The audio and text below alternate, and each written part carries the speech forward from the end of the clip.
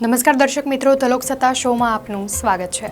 હાલ દુનિયાના માથે કુદરતી આફતો એક બાદ એક આવી રહી છે।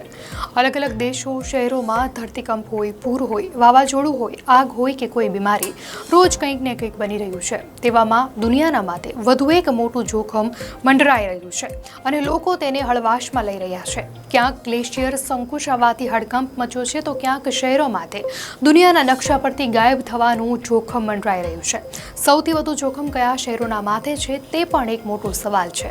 બાળપણમાં આપણે બધાએ પર્યાવરણ બચાવવાની વાતો વાંચી છે, સાંભળી છે, પર્યાવરણની શું અહેમિયત છે તેના ફાયદાઓ વિશે સમજ્યું છે, પરંતુ મોટા થઈને આપણે બધા જ તે જૂના પાઠને ભૂલી ચૂક્યા છીએ, જેની હવે સખ્ત જરૂરત છે, જેની સીધી અસર આપણા જીવન સાથે સંકળાયેલી છે।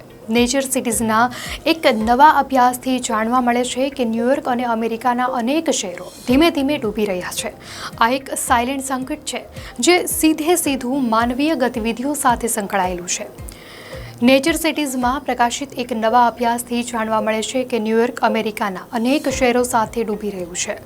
જમીન એ દરથી ડૂબી રહી છે જે ઇન્ફ્રાસ્ટ્રક્ચરને નુકસાન પહોંચાડી શકે છે, ઘરોને જોખમ છે અને પૂરનું જોખમ પણ વધી શકે છે। હાલમાં થયેલા એક અભ્યાસમાં દુનિયાના 28 શહેરોમાં આવા સંકેત મળ્યા છે।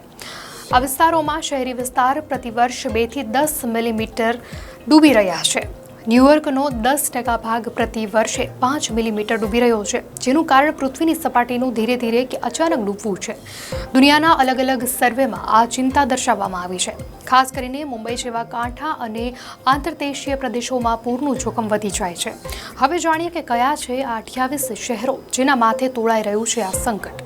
તો આ શહેરો છે Seattle, Portland, San Francisco, San Jose, Denver, Los Angeles, Las Vegas, San Diego, Phoenix, El Paso, Chicago, Indianapolis, Oklahoma, Dallas, Austin, Houston, San Antonio, Detroit, Columbus, Boston, New York, Philadelphia, Washington DC, Nashville, Memphis, Jacksonville, કોર્લોટે।